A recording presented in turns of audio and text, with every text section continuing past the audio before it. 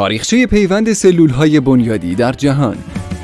سال 1956 سالی بود که اولین پیوند مغز استخوان موفق بین اهداکننده و گیرنده خویشاوند توسط دکتر دونالد توماس در نیویورک بر روی دو قلوهای همسان انجام شد که یکی از آنها مبتلا به سرطان خون بود. در این شیوه توماس سرطان خون را با تخریب مغز استخوان بیمار با دوزهای تقریباً مرگبار تابش اشعه و شیمی درمانی و سپس با پیوند مغز استخوان سالم درمان کرد. این فرایند همکنون به عنوان یک درمان استاندارد برای بسیاری از بیماران سرطان خون و لنفوم کاربرد دارد. ادوارد دونالد توماس در استفاده از پیوند مغز استخوان در بیماران سرطان خون پیشگام بوده و بعدها در سال 1990 میلادی توانست جایزه نوبل پزشکی را برای این دستاورد از آن خود کند.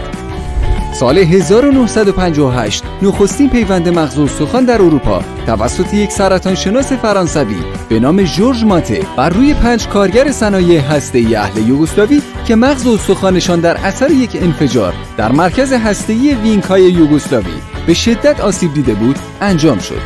البته هیچ یک از این پیوندها موفقیت‌آمیز نبودند و با واکنش پیوند علیه میزبان GBHD مواجه شدند.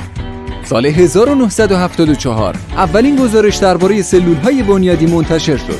با این گزارش سلول‌های بنیادی در جهان به عموم مردم معرفی شد و حدود 9 سال بعد، یعنی در سال 1983، مفهوم خون بند ناف به عنوان منبع جایگزین سلول‌های بنیادی برای پیوند برای اولین بار توسط دکتر هال بروکسمایر و همکارانش معرفی شد. در سال 1988 اولین پیوند سلول‌های بنیادی خون بند ناف توسط دکتر الیان گلوکمن در پاریس انجام شد. این روش برای درمان پسر بچه 6 ساله مبتلا به آنمی فانکونی انجام شد. در سال 1992 هم با تأمین اعتبار از مؤسسه ملی بهداشت اولین بانک عمومی خون بند ناف در نیویورک تأسیس شد که تا امروز بیش از 60,000 خون بند ناف اهدا شده را ذخیره سازی کرده است.